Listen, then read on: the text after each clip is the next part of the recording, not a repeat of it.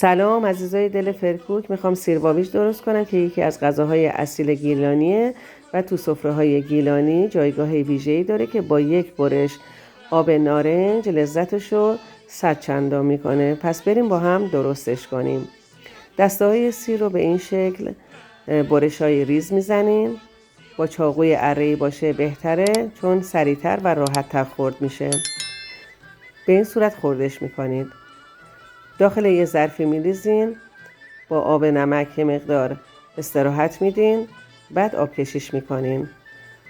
من یه دسته سیر بزرگ خورد کردم، نصف استکان آب میریزم داخلش، درشو میذارم که هم پخته بشه هم نرم بشه و جمع بشه سیرامون.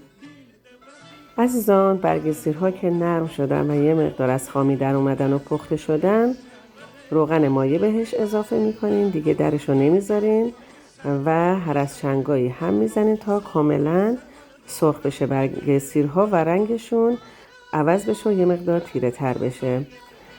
بعد تخم مرغ‌ها رو با چنگال هم میزنین تا از لختگی در بیاد و روی سطح برگ سیرهای سرخ شده میریزین. مجدد هر از چنگایی هم میزنین تا تخم مرغ‌ها سفت بشه و سرخ بشن. نمک و فلفل اضافه میکنین به این شکل که سیربابیجمون تکه تکه شد. در نهایت میتونین آب نارنج بزنین یا مثل من موقع سرو آب نارنج روش بریزین. نوش جونتون.